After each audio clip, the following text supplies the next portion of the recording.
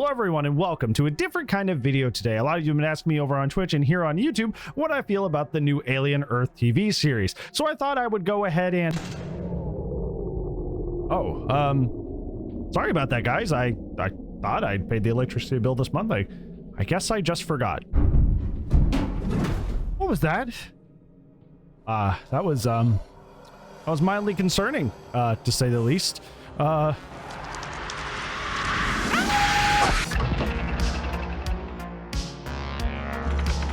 Hello everyone and welcome to my actual video covering my thoughts of the new Xenomorph focused show, that being Alien Earth. The last time I did this was with Alien Romulus, the movie that came out last year, but I did that in a spoiler-free and spoiler video as separate videos. But for the sake of conciseness, I'm going to put that together this time into one full video. I'll just give you the timestamps along the bottom so you can skip to which part you want to watch. I also want to mention that I just got done watching episodes 1 through 3 again, so this is not just first impressions, but more solidified thoughts on my feelings about Alien Earth. So yeah, let's go ahead and get into it. First, I want to talk to those of you who have not seen Alien Earth and to answer the question, should I watch this show? And the answer is absolutely yes. Absolutely yes. This is not only an excellent show for Alien fans, but also just a good show. It's a good show in general, meaning that it has cool plot, cool characters, cool set design. It has basically everything that a good show needs. Each episode feels more like its own mini movie than it does actually a full TV series, which is really, really impressive. FX obviously has those big Disney bucks behind it now, but you know, the unfortunate thing is that it really, really shows in the quality.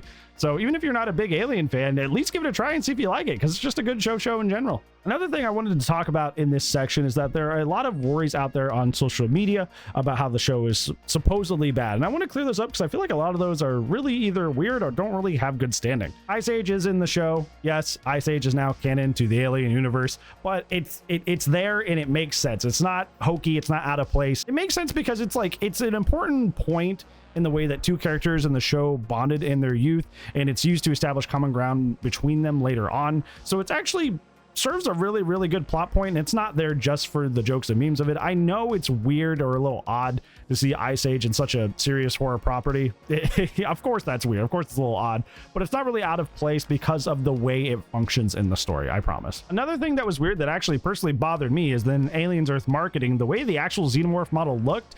It had this kind of like really weird, like kind of like droopy long face to it compared to any other alien that we've seen so far. It was almost like the skull was just like really elongated. And I know some of you may respond to that with like, well, Bran, it's an alien, so of course it's not going to look fairly human, but the Xenomorphs are parasites that replicate their body based off of their hosts.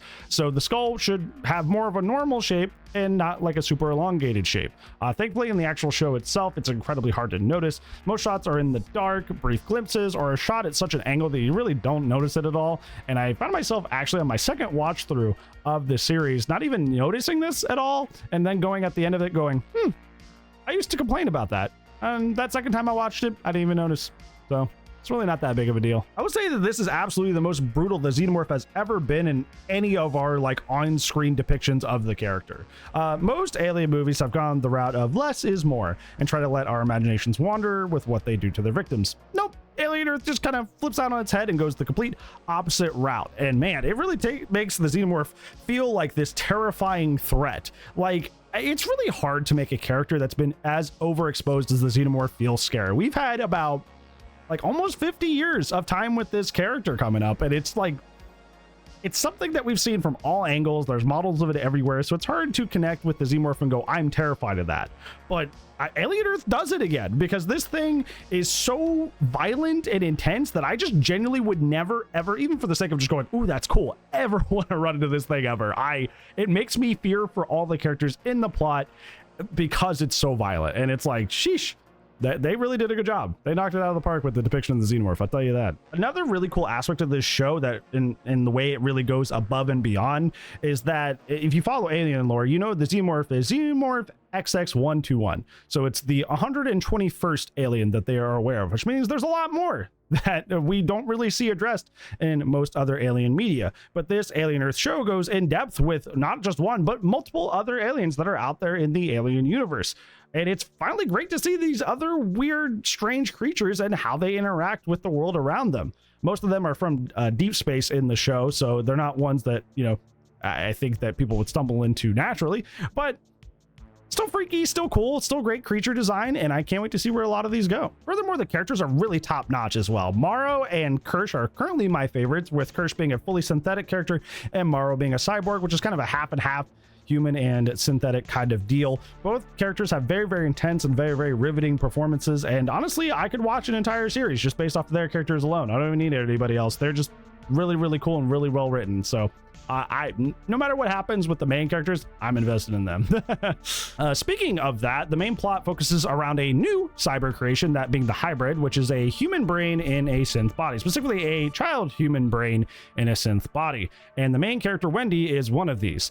There's also more hybrids that serve as side characters, and sometimes they are kind of weird, but I mostly appreciate their place in the plot because since they're kids before being swapped over, they bring a lot of much needed brevity to the series. While I really don't want to go anywhere near the territory of the quippy, overdone humor that Marvel movies have, hybrids bring a little immaturity and goofiness to a show that's very, very serious like 99% of the time. So it serves really nice to break up the tension, and it's also kind of wholesome since it's all coming from a child's mind. Also, there's a character we'll talk about in the spoiler section that's pretty important to the plot that has been accused by a lot of social media as having egregious plot armor, which I am going to poke holes in when we get to that section because I think those claims are vastly overstated, especially people citing this as the main reason they even stopped watching the show overall. I think that is definitely a stretch and definitely an overreaction. It's definitely not as awful as people have made it out to be, and there's actually far worse examples of plot armor in the Alien franchise and characters that you love a lot that you don't even recognize or acknowledge. TLDR, it didn't really bother me at all, and I was shocked that so many people were upset about this character having quote-unquote plot armor. It was really weird. To cap off the spoiler-free section, this is probably the closest to the vibe of the original Alien 1979 film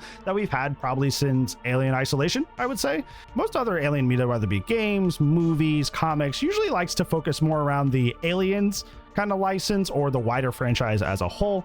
Alien Earth is a strict homage to the original film, and that's arguably the series' greatest strength. It makes sense since this series takes place 2 years before the original, with Ripley and her crew way out at the back end of space about to have their own freaky little passenger hop on. But yeah, Alien Earth is awesome. If you're on the fence about watching it, go watch it. If you want to skip ahead to see my rating of Alien Earth, I always timestamp every video so you can skip around easily, but this is where we're going to move on to the spoiler section. So for those of you wanting to stay spoiler free, go ahead and skip ahead. So the main plot so far is focused on the first hybrid, Wendy, and her rescue mission to save her brother Joe from dying, since he's a search and rescue officer sent in to help people at the crash site of the Weyland-Yutani spaceship that has now hit this prodigy city, and that spaceship obviously containing aliens. I'll go ahead and tackle this now instead of later, but Joe does absolutely have plot armor in the show, but it never actually took me out of enjoying it or out of the story or immersion at all. He encounters the Xenomorph more than once and always finds a way to survive by the skin of his teeth. Even by the end of episode 3, he's not quite surviving per se, as because of the Xenomorph impaling him with his tail, he's had his lung harvested and who knows what else, because the Prodigy company obviously doesn't care too much about human life, so who knows what they're going to do with the rest of poor Joe. I think being harvested for organs for experimentation is pretty grim and may allude to a worse fate. I definitely don't think he's getting off scot-free here. But like I said, this didn't really bother me because the Alien franchise historically has had a lot of plot armor. Ripley is the last remaining survivor of the Nostromo, and in the ending sequence in that movie, the original Xenomorph has plenty of chances to kill her and just doesn't. Even allows her to go back up and get Jonesy, which I'm wearing a shirt of today. So yeah, she probably should have died there, but didn't. Boom, plot armor. Newt in Aliens probably has one of the biggest examples of plot armor in this series, as she survived 3 weeks to a month, I believe, on Hadley's Hope, an installation infested with xenomorphs, just totally fine. Okay, she was miserable, right? But somehow she didn't get got in 3 weeks to a whole month. And this is as a child. So yeah, definitely plot armor. Not to mention, at the ending of that film, she's captured instead of being killed. She's then restrained to the wall and about to be face hugged, which Ripley just conveniently happens to show up right at the moment that was about to happen and save her. Like, it's just, there's plot armor all over the place in the Alien franchise. The difference being is that it's happening to well-established characters that you like or sympathize with, so you don't think much about it like you would with a big new show that's introducing brand new characters. We don't have much reason to really empathize with Joe outside of her purpose and Wendy's plot so far, but if it was somebody like Ripley or Newt, you probably wouldn't be this harsh or give this plot armor kind of criticism. I feel like as the show goes on and we bond with them more, this will be a silly thing that we look back and wonder, why did we even bring this up? Like I alluded to in my spoiler-free section, though, I feel like currently my favorite character has to be Morrow. He's the security officer of the Maginot, the Weyland-Yutani ship that let all those aliens loose in the first place, and he is so intense. He comes with some of the best lines in the show, honestly. My favorite scene with him is actually from the latest episode, episode 3, where he gets into contact with Yutani, and she tells him, like, hey, you did a good job. Why don't you come on home, bud? However, Morrow just very coldly and flatly refuses, the CEO of a company that partially runs the world, by the way, because he's got to finish the mission. It was so cold, man. It gives me chills, his level of determination that he has. I think Kirsh is easily my second favorite character because he's our more typical full synthetic, erring more on the side of Bishop than on Ash, but it's kind of somewhere in the middle, honestly. He has some really, really good lines as well. My favorite scene with him so far is also from the latest episode when he confronts Morrow in the wreckage of the Maginot, and Morrow tells him to get off his ship. And then Kirsh is like, well, this ship is a ball that went over the neighbor's fence, and now that ball is in my yard. I'm the neighbor, so I'm taking it. Like, he's so flippant and sassy, but it's just so well put as well that you can't really argue with him a lot of the time. Another thing I've noticed about him is he's often the audience's voice for the, like, hey, this is really dumb, we probably shouldn't do this, when characters like Boy Cavalier, the trillionaire leader of the Prodigy Company, are doing stupid things that will ultimately, you know, probably blow up in their face. So I'm definitely invested in this character. I don't know how his plot will end up, but we will see. One thing that I've noticed that's like kind of sad is I'm not really too invested in Wendy the Lost Boys that much. Like, I care about Wendy, but the others honestly are just, I don't know, they're just kind of there for me. Even Wendy, I feel like my feelings about her are mostly surface level since she's the main character. But if she wasn't, I feel like she'd really blend in with the rest of them. I don't know. I just feel like it's kind of a weird side effect of the fact that they're all kids and they have their kid minds. So that immature kid kind of character trait is very overpowering. And when there's so many different characters that have the exact same trait who are all doing the same thing at the same time, they kind of all start blending together at a certain point. I don't know, I feel like they're just starting to get lost in the shuffle. I see some seeds of them trying to really like separate them and make them unique, right? Like, currently the only issue I have right now as of episode 3 is like Smee and Slightly are still acting basically as the same character, but even then they're giving Slightly the plot line with Morrow talking to him in his head because of the chip plant.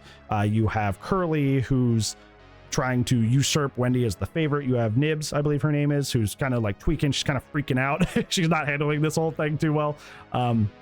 So they're starting to get there, but right now they're so similar that they're starting to overlap it too much for me. One thing that is super cool about Wendy that has me invested in her is the fact that she can tap into the alien hive mind, which is something that we have not seen before in like a movie or show, which a lot of people are confused about, which confuses me because, like, I feel like they very clearly state early on that Wendy has the ability to hear frequencies that us normal people cannot. And this is a very, very good organic explanation as to why the aliens, quote unquote, have a hive mind, because they're just actually just speaking at a frequency that we cannot hear and talking back and forth with each other, which obviously becomes an issue at the end of episode 3 when, you know, they're being dissected alive and she has to hear them screaming out in pain, so much so that she passes out. I don't know. I just thought it was pretty straightforward, the reason why that she could tap into the alien hive mind, but I've seen so many people reviewing the show going, man, that's really weird. Why can a synthetic hear the alien hive mind? I hope we find out why. I thought it was pretty straightforward. I thought it was pretty direct. That was the reason why. So I don't know. I just think that critique is weird because I think the show explained that. One thing I will say that slightly bothered me, not the characters, that slightly bothered me, is that the Xenomorph is like really, really, really strong in this show. He's so fast and brutal and powerful that it's kind of starting to raise some questions. Like in Aliens, the Marines are blasting away the Xenomorphs left and right with their pulse rifles, but this alien in Alien Earth cleared a whole hallway full of people with pulse rifles like it was nothing, and they did so in a matter of seconds. Is this implying that the Xenomorph warrior cast in Aliens is somehow weaker than the drones? Well, that wouldn't make much sense because their whole job is to protect the hive and the queen, so them being the weakest cast wouldn't make much sense, now would it? I mean, this Xenomorph literally flips an entire shipping container with meat hanging in there, with 2 people in there, and it just chucks it over like it's nothing, like it's like the T-Rex in Jurassic Park taking its big head and knocking the Jeep over. Like, that is the level of strength this character is performing, and it's while it's really cool and I'm definitely enjoying it, I'm beginning to question if this will ever be explained, because right now it's just kind of seeming like the directors are just going, nah, it would be cool if that happened, which is fun, but it's really making me question the strength of other Xenomorphs in the universe and why they aren't that good. So I hope that gets addressed somehow. The other aliens are definitely really cool though, with the freaky ticks and the eye monster that is definitely going to actually get a full-on person at some point. I am looking forward to it, but I'm like, it's going to be really freaky to see the eye in an actual person walking around.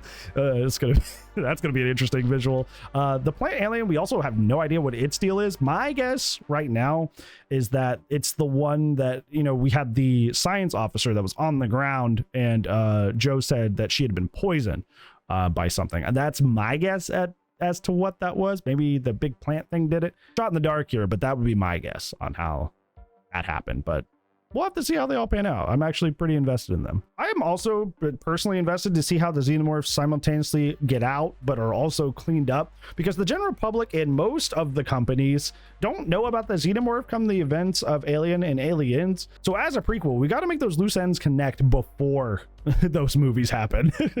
My theory personally is that because of the events of Alien Earth, Weyland-Yutani had spent all this time trying to get the Xenomorph from deep space, and then they lose it in the events of Alien Earth. So that's why they send a signal to the Nostromo to check out this distress beacon so they can get one back, because the one they had, they lost. That's just my working thing right now as to why that happened, but we'll have to see how that pans out. Well, that's how I feel about Alien Earth, both from a spoiler and spoiler-free version. If I had to give it a rating, probably give it like an 8.5 out of 10. I think a lot of how I feel about the show will change depending on how the ending goes. There's a lot of really good setups here, but how I view the show overall will depend on how they stick the landing, so to speak. A bad ending has ruined many a show or book before, so if the ending is a stinker, it retroactively makes a lot of this actually bad. However, like I mentioned with the Joe plot armor stuff, if they stick the landing hard, then no one's gonna really remember the bad parts at all. So I hope it does that. So I'm excited to see how the rest of the show plays out. If you want me to review every episode as it comes out, let me know down in the comments below. I didn't know if you guys were super interested in that, but these episodes have come out, you guys have been like, hey, how do you feel about that every single time an episode's come out? So let me know if you actually want to have me do that, make a video every single time an episode comes out. Also, don't forget to like and subscribe, because that's how I know I'm doing a good job on the back end. Other than that, hopefully this day made your day a little bit better today, friends. If it didn't, I'll try to do so again in the next video. And if I don't see you there, I will see you when I see you. Goodbye.